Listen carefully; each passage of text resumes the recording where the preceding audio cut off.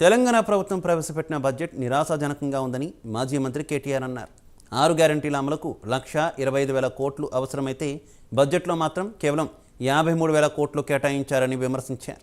CM Revanth Reddy బుడ్డర్ ఖాన్లా మాట్లాడుతున్నారని అన్నారు. కేంద్రంలో కాంగ్రెస్ అధికారంలోకి వస్తేనే 6 గ్యారెంటీలు అమలు చేస్తామనడం విడ్డూరంగా ఉందన్నారు. ప్రతి మీటర్కు 200 యూనిట్లు ఉచితంగా విద్యుత్ ఇవ్వకపోతే పెద్ద ఎత్తున పోరాటం చేస్తామన్నారు. తెలంగాణ జల హక్కులను కృష్ణా బోర్డుకు అప్పగించడాన్ని నిరసిస్తూ 13న నల్గొండలో పెద్ద ఎత్తున సభ నిర్వహిస్తున్నామని కేటీఆర్ తెలిపారు. 39 ముక్కలు చేస్తాం, ఇది చేస్తాం, అది చేస్తామని చెప్పి ఇవాళ కొంత అహంకారపూరితమైన చాలా దుర్మార్గమైన మాటలు మాట్లాడుతూ ఉన్నారు. వాళ్ళందరికీ నేను చెప్పేది ఒకటే, ప్రజలు మిమ్మల్ని నుంచి ఆశించేది, మీ నుంచి కోరుకునేది ఇవాళ ఇట్లాంటి చిల్లర మల్లర మాటలు కాదు. మీరిచ్చిన 420 హామీలు ఎప్పుడు నెరవేరుస్తారు? రుణమాఫీ ఎప్పుడు చేస్తారు?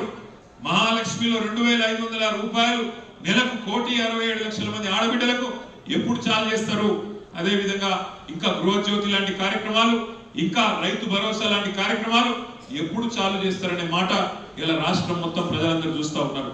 మీరు ఇట్లే చిల్లర మల్లర మాటలు మాట్లాడుకుంటూ చిచోర పనులు చేసుకుంటూ ఏదో రకంగా ప్రజల దృష్టిని మరల్చాలే, అటెన్షన్ డైవర్షన్ చేయాలని మీరు ప్రయత్నం చేస్తే ఎక్కువ కాలం ఈ నాటకాలు సాగవు. ఎందుకంటే ప్రజలకు అన్ని తెలుసు. ఇప్పటికే హైదరాబాద్లో కానీ గ్రామాలలో కానీ చర్చ ప్రారంభమైంది. పెడుతున్న బడ్జెట్లో ఈ సంవత్సరంలో అని చెప్పిండు. కానీ వాస్తవం ఏంది?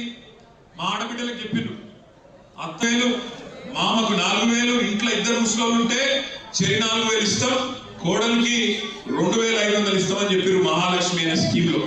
కానీ అలా బడ్జెట్ ఏం చేసినారు?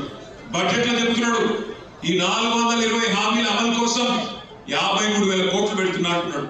53,000 కోట్లు ఒక్క ఆడబిడ్డలకు పెట్టే మహాలక్ష్మి పథకానికే 53,000 కోట్లు అయితే 1,67,00,000 మంది ఆడబిడ్డలు ఉన్నారు ఈ రాష్ట్రంలో. 18 ఏళ్ళు నిండిన వాళ్ళు 1,67,00,000 మంది ఉన్నారు.